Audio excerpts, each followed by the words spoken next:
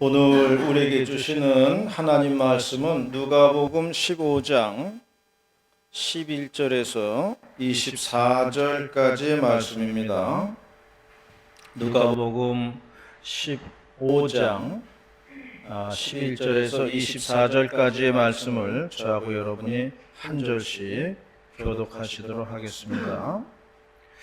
또 이르시되 어떤 사람에게 두 아들이 있는데 그 둘째가 아버지에게 말하되 아버지여 세상 중에서 내가 옳은 짓을 내게 주소서 하느니라. 아버지가 그 살림을 각각 나눠 주었더니 그 후 며칠이 안 되어 둘째 아들이 재물을 다 모아가지고 먼 나라에 가 거기서 허랑방탕하여 그 재산을 낭비하더니 아버지도 그 나라에 크게 행선이 일어 그가 비로소 궁핍한지라. 가서 그 나라 백성 중 한 사람에게 붙여 사니 그가 그를 들로 보내어 돼지를 치게 하였는데 그가 돼지 먹는 시험 열매로 배를 채우고자 하되 주는 자가 없는지라. 이에 스스로 돌이켜 이르되 내 아버지에게는 양식이 풍족한 품꾼이 얼마나 많은가 나는 여기서 죽여 죽는구나.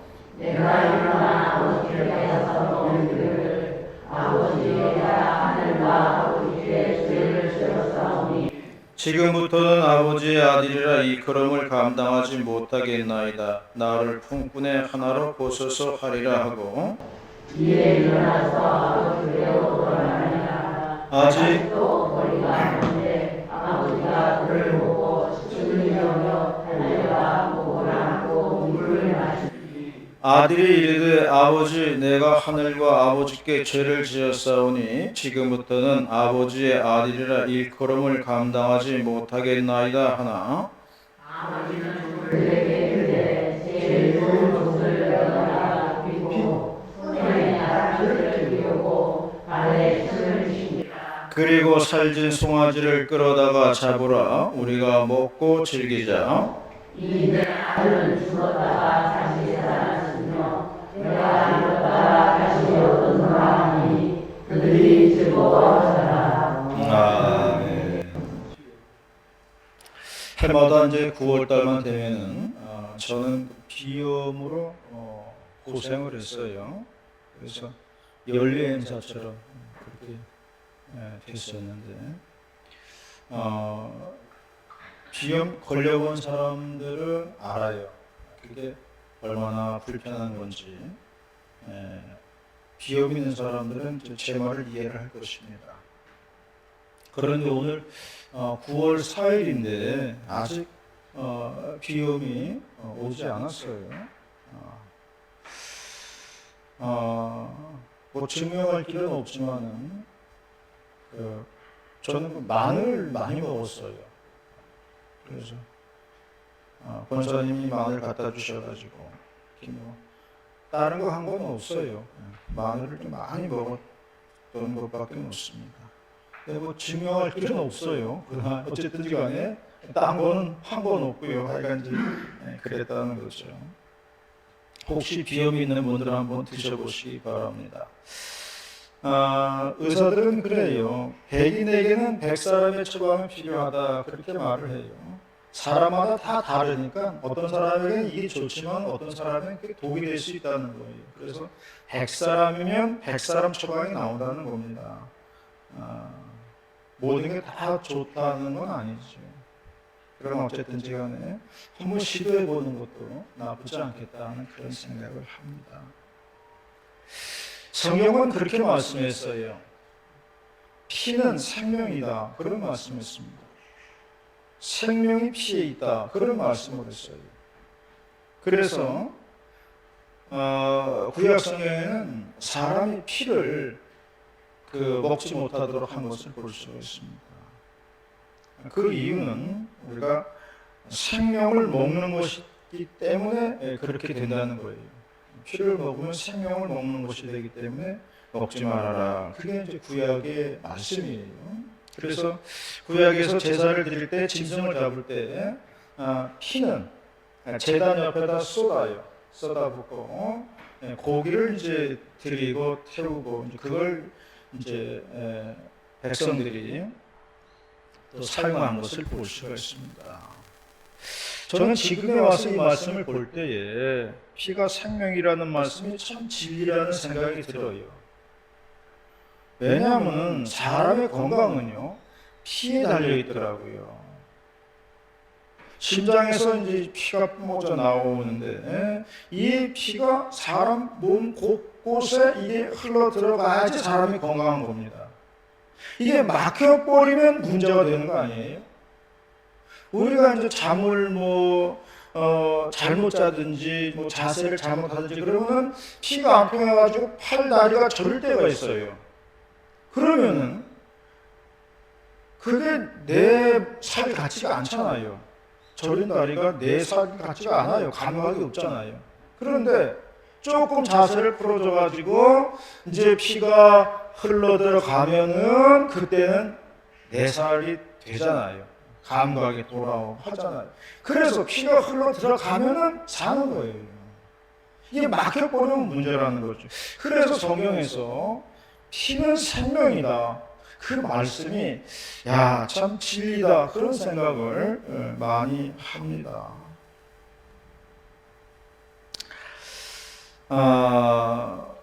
그래서 우리가 건강하게 살려면 우리가 그런 거를 좀 우리가 관리를 좀 잘하면 좋겠다 하는 그런 생각이 듭니다. 어느 의사는 그런 말을 했어요. 신경세포는 회복이 안 된다는 겁니다. 신경세포는 회복이 안 된다. 그렇게 얘기를 해요.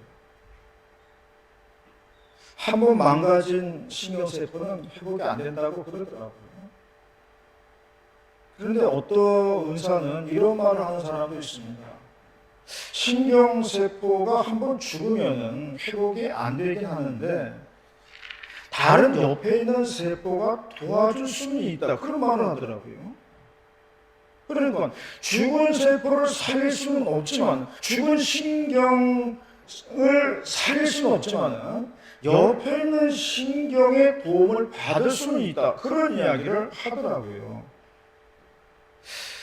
그래서 얼마나 희망적인 말이에요. 그래서 내가 그 말을 하는 의사를 보고서 참 명의다. 명의야. 그런 생각을 다 했습니다. 희망이 있잖아요. 희망이 있잖아요. 죽은 신경세포 살릴 수는 없지만은 옆에 있는 걸 도움을 받을 수는 있더라. 도울 수 있다. 그런 얘기를 했다는 겁니다. 그래서 우리가 끝까지 희망의 끈을 놓지 말아야 된다는 그런 이야기입니다. 오는 토요일은 이제 추석인데요. 민족 최대의 명절이라고 할 수 있습니다.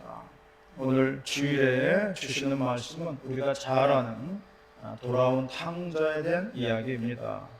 추석 주간에 하나님께서 주시는 말씀을 듣고자 합니다. 첫 번째로 말씀하는 것은 사람은 용서가 필요하다는 것입니다. 22절 말씀을 다 같이 공독하도록 하겠습니다. 22절 말씀 시작. 아버지는 종들에게 이르되 제일로 옷을 내어달라 입고 손에 가락지를 피우고 발에 신을 신기라. 어느 날 새벽 기도 시간에 일찍 잠이 깼어요. 그래서 누워가지고 가만히 생각을 해보았습니다. 그동안 20년 동안 목회를 해왔는데 지난 날들을 돌아보니까요, 순전히 하나님의 용서와 관용이 있었기 때문에 20년 동안 목회를 해왔더라고요. 20년 한 게 자랑은 아니에요. 근데 그 기간들은요, 다 하나님의 용서와 이해와 관용으로 그 시간들이 보내진 거예요. 그러면서 하나님의 은혜가 크다, 그런 생각이 절로 들더라고요. 야곱이 형 에서의 장자권을 빼앗아 가지고 도망갔습니다. 그래서 외삼촌 라반의 집에서 이제 가서 살았는데 거기서 부인 둘을 얻게 되지요. 그리고 이제 재산을 많이 모아가지고 고향 땅으로 돌아오게 되었습니다. 그런데 고향 땅에는 복수의 칼을 갈고 있는 형 에서가 있었어요. 그래서 야곱이 야복 강가에서 밤새도록 기도하죠. 그리고 판도뼈가 부러지는 고난을 당하게 됩니다.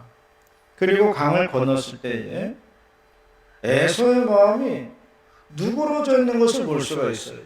에서의 마음이 누그러져 있더라고요.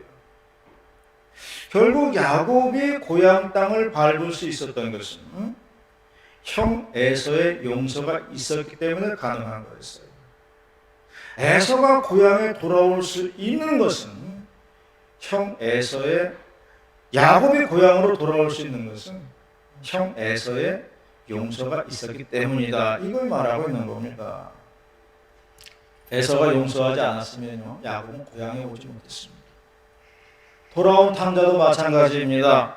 아버지에게 자신의 재산을 나누어 달라고 했습니다. 그리고 자기 몫을 가지고 허랑방탕하게 다 탕진했다고 했습니다. 나중에 먹을 것이 없어가지고 돼지가 먹는 지업열매를 먹으면서 끼니를 이어갔다고 했습니다. 그리고 이제 아버지의 집으로 돌아가려고 합니다. 아들이 아버지 집을 향해서 갈 때 아버지는 멀리서 아들이 오는 것을 보았어요. 그리고 목을 끌어안고 입을 맞추고 옷을 입히고 가락지를 끼우고 신을 신겼다고 했습니다. 그리고 잔치를 베풀었다고 했습니다. 이것이 아버지의 용서예요. 그러므로 탕자가 집에 돌아올 수 있었던 것은 바로 아버지의 용서가 있었기 때문에 가능했다는 겁니다. 만약에 아버지가 받아주지 않았다면 올 수가 없었겠죠. 아버지의 용서가 있었기 때문에 탕자는 집에 들어올 수 있었다는 것을 말해주고 있습니다. 우리들도 마찬가지라고 생각을 합니다.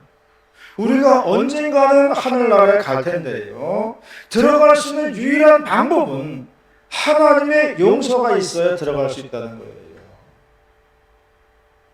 하나님이 용서해 주시고 용납해 주셔야 천국의 입성이 가능한 겁니다.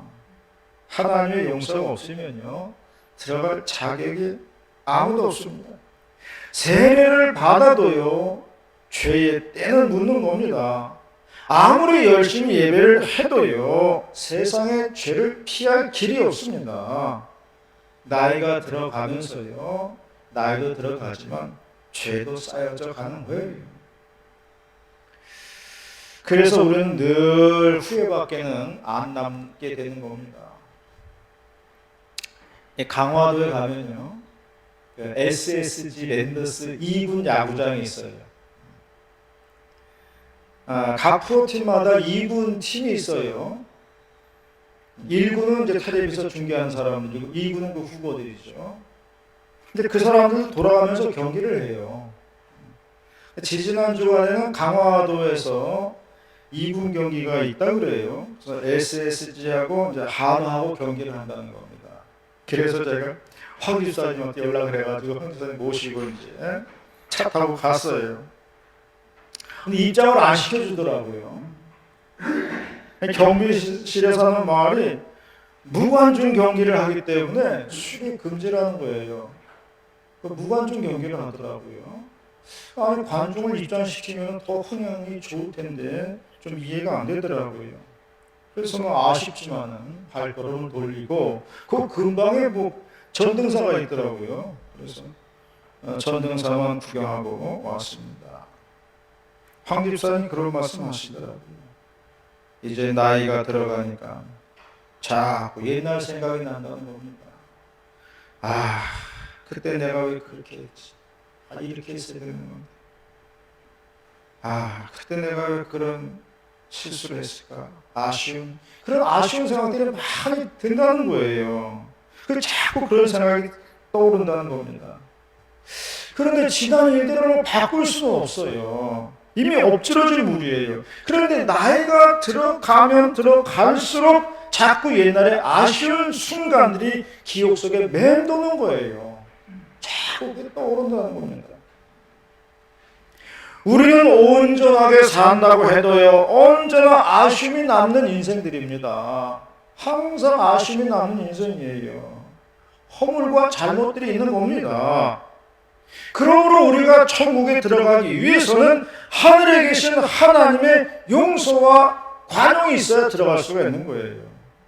하나님의 이해와 용서와 관용으로 산다는 것을 우리가 잊으면 안 됩니다. 이것을 가리켜서 우리가 하나님의 은혜라고 이야기하는 거예요.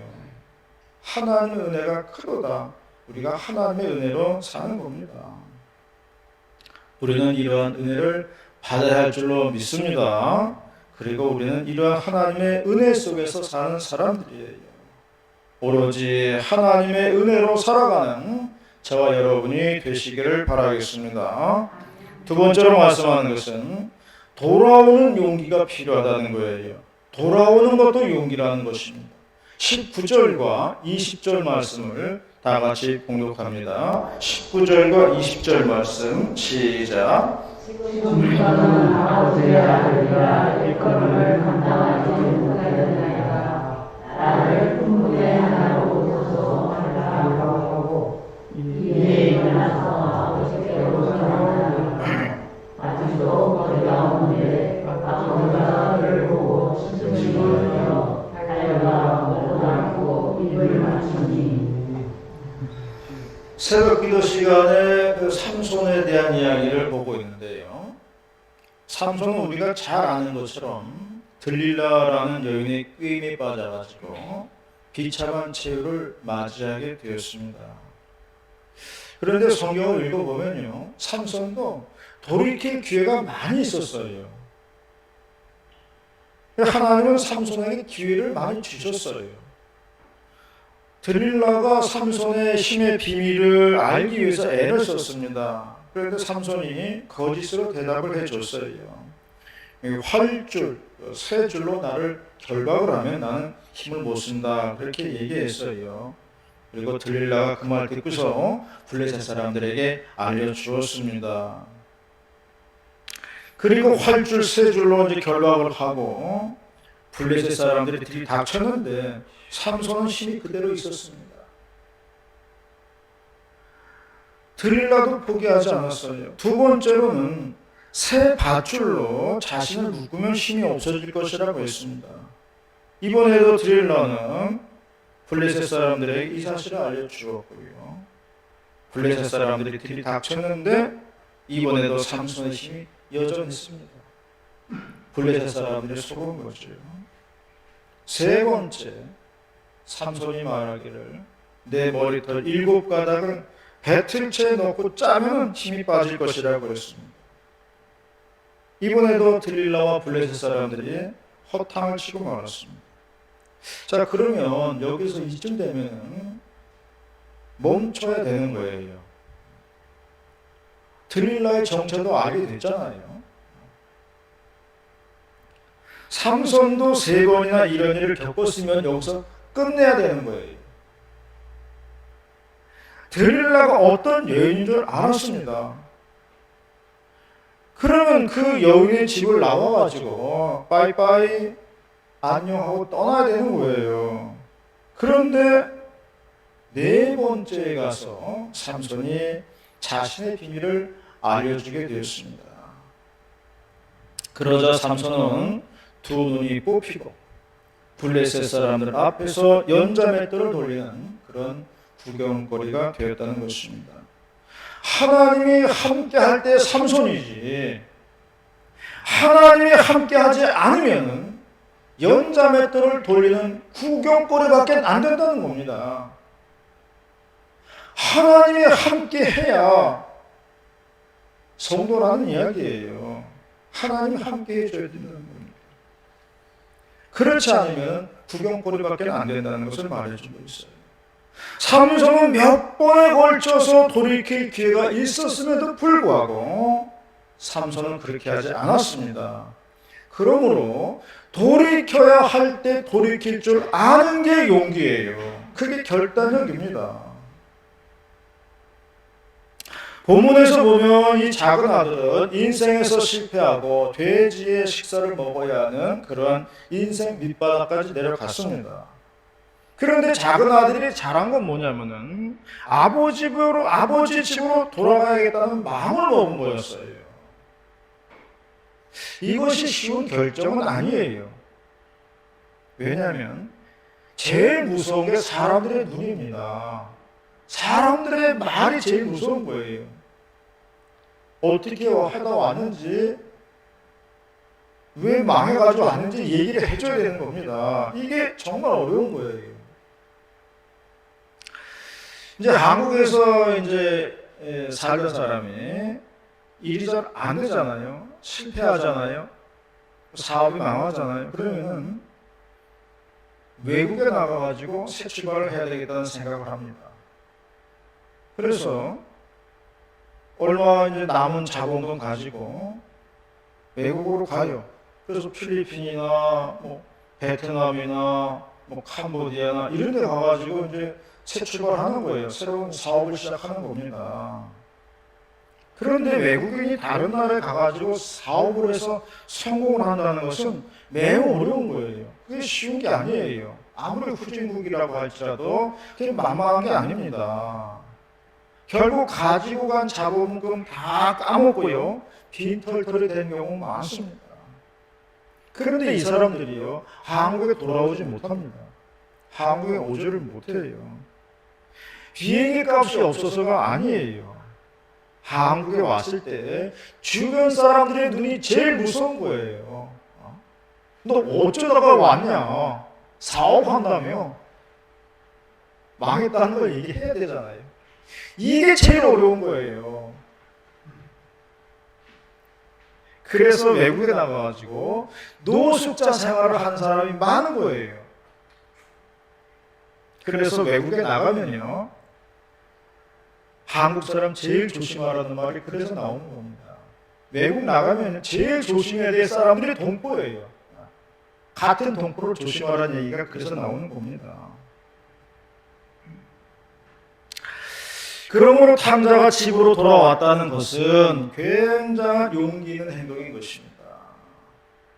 그러므로 회개도 용기 있는 사람이 하는 거예요. 용기 없는 사람은요, 회개하기가 어렵습니다. 어떤 사람이 기차를 잘못 탔습니다. 그러나 그는 기차를 갈아탈 생각을 하지 않았어요.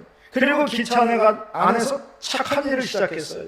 기차를 청소하고 뭐 노약자 도와주고 배고픈 사람에게 음식을 사주고 많은 선행을 베풀었습니다. 그래서 기차 안의 승객들은 다 그 사람을 칭찬해 주었습니다. 그러나 종착역은 그가 목적했던 곳이 아니었습니다. 아무리 선행을 했다고 해서 기차의 종착역이 바뀌지는 않는 거예요. 그가 목적지에 도착하기 위해서는 기차를 갈아타야 되는 겁니다. 회개는 방향 전환을 의미하는 거예요. 우리가 지난 날을 뉘우치고 하나님께로 가는 것도 용기입니다. 돌아온 탕자는 그러한 용기가 있었다는 것입니다. 용기라는 것은 다른 사람들이 감탄하는 것만이 용기가 아닙니다. 나의 가슴 속에서 지난 일들을 뉘우치면서 주님께로 가까이 가는 것도 용기인 줄로 믿으시기를 바랍니다. 우리 모두가 이러한 담대한 용기 있는 성도들이 다 될 수 있기를 바라겠습니다. 마지막으로 말씀하는 것은 아버지의 집에는 회복의 기쁨이 있다는 것을 말해주고 있습니다. 오늘 봉독하진 않았습니다만은 마지막 절인 32절에 보면 이런 말씀이 있습니다. 아버지가 이렇게 말했어요. 너의 동생은 죽었다가 살아났으며 내가 잃었다가 얻었기로 우리가 즐거워하고 기뻐하는 것이 마땅하니라. 그렇게 말씀을 했습니다. 비록 자신의 고집으로 나갔지만 회개하고 돌아왔을 때는 아버지께서는 기쁘게 맞이해 주신다는 것입니다. 회복의 기쁨이에요. 성경에는 잃은 양에 대한 비유가 있습니다. 양 100마리가 있는데 한 마리를 잊어버렸어요.